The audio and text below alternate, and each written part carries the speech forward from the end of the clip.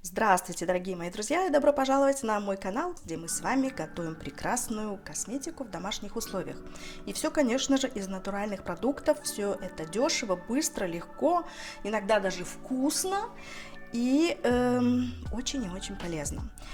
Я вам сегодня хочу предложить одну из моих любимых масок, которая будет называться кофейной. Как вы видите, да, у нас уже зернышки кофе разбросаны по столу. И она будет состоять из 1 столовой ложки растворимого кофе, из 1 столовой ложки сухих дрожжей, 1 столовой ложки лимонного сока, который я только что выжила из свеженький, он совсем, и 1 столовой ложки желатина. Желатин должен быть очень и очень мелким, потому что это очень капризный продукт. Также я взяла пару ложек теплой воды, и нам потребуется витамин Е, 10 капелек. Ну что, сначала я предлагаю вам смешать сухие ингредиенты. Это кофе, и мы попробуем сейчас вылить аккуратненько теплую водичку, вот так вот, и вымешаем. И посмотрим, сколько у нас уйдет, видите, для растворения. Прекрасно растворяется кофе в теплой воде, это чудесно. Но может быть нам вода еще понадобится для того, чтобы растворить желатин. Так, пока я воду отставлю и добавлю к нашему кофе. Пахнет, ребята, совершенно потрясающе.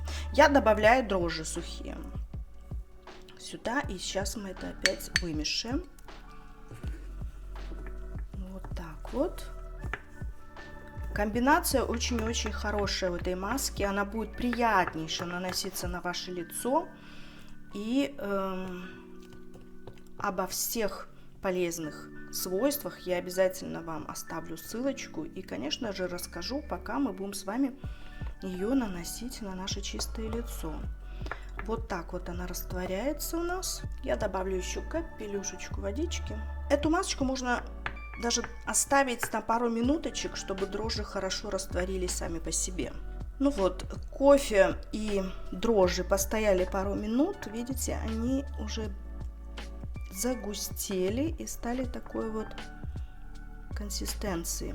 Теперь мы аккуратненько вводим наш желатин. Опять же сказала, желатин очень-очень капризный, поэтому он должен быть хорошенечко измельчен. Все это опять же перемешиваем и добавляем лимонный сок. Свежевыжатый, вот так вот. Все опять перемешиваем. И может быть нам нужно будет добавить еще немножечко воды. Но мы посмотрим с вами опять же, как все компоненты между собой взаимодействуют. Видите, она еще стала более густой, и можно добавить водички.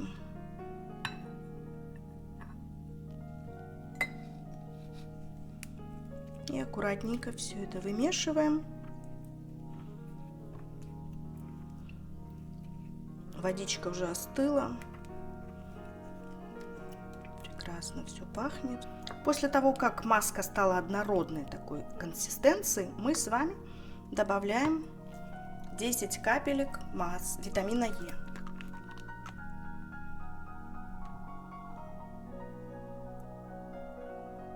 Витамин Е вы можете купить в любой аптеке. Вы знаете, это кладезь для нашей кожи, для омоложения нашей кожи.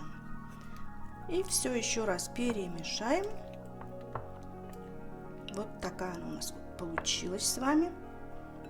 Очень вкусно пахнущая, эластичная. И сейчас мы с вами идем вместе со мной наносить эту маску на наше чистое лицо. Если вы его распарите, будет еще лучший эффект. Эту маску также очень хорошо делать в бане. Ну что, идемте приступать к процедуре.